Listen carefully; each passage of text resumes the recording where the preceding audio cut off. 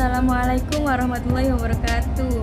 Perkenalkan, nama saya Hanifatul Husna dari Fakultas Hukum. NPM saya 217420101540. Di sini saya akan menjelaskan tentang fikih, fatwa, dan urgensitas fikih dalam keuangan modern. Pengertian fikih. Fikih merupakan hasil penalaran dari interpretasi seorang mujtahid terhadap teks-teks syariat untuk menjawab dan merespon berbagai problem yang dihadapi dalam masyarakat muslim dalam kehidupan sosial kemasyarakatan. Fikih didefinisikan sebagai pemahaman, juga diartikan sebagai pengetahuan, sebagaimana yang ditemukakan dalam literatur Arab klasik.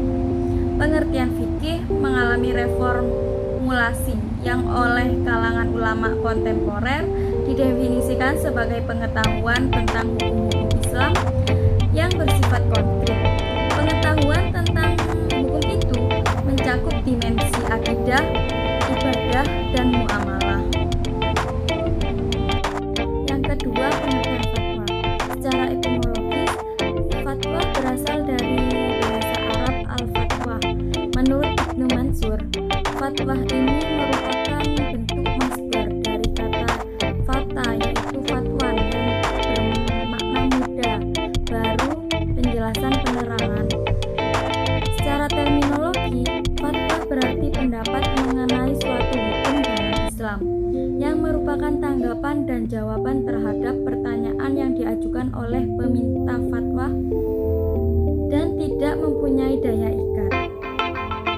Berdasarkan pengertian di atas, dapat dipahami bahwa objek dan substansi fatwa berkaitan dengan suatu persoalan tentang hukum Islam yang diajukan oleh peminta fatwa, baik sebagai pribadi, lembaga, pemerintah, maupun masyarakat secara luas.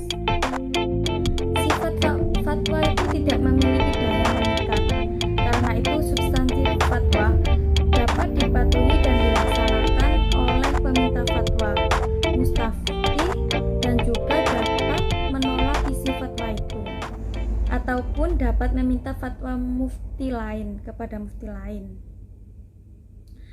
Penetapan fatwa di Indonesia berdasarkan pada dua corak. Pertama, dengan mekanisme top down, yaitu lembaga yang berwenang menetapkan fatwa proaktif dalam menetapkan status hukum terhadap suatu kasus hukum yang tidak didahului oleh pertanyaan dan permintaan fatwa dari masyarakat dan lembaga. Yang kedua, dengan mekanisme bottom up, yaitu lembaga yang berhak menetapkan fatwa merespon pertanyaan dan permintaan fatwa dari masyarakat dan lembaga tertentu untuk menetapkan status hukum terhadap suatu. Yang ketiga, fikih dalam keuangan modern.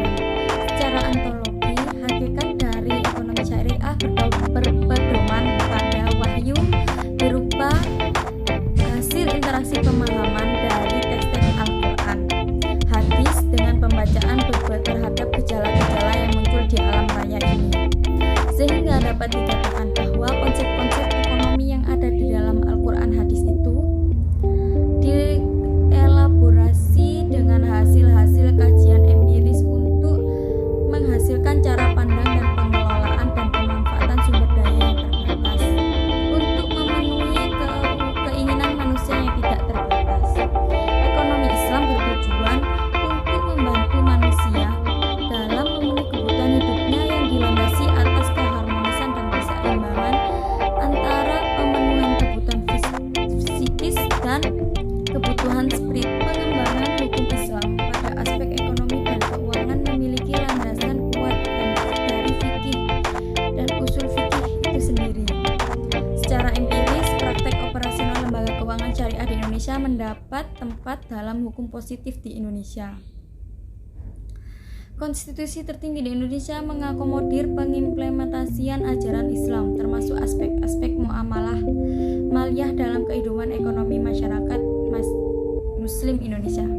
Jadi, fikih memiliki peran penting karena pengertian fikih sendiri merupakan hasil pemikiran dari para mujtahid yang membantu masyarakat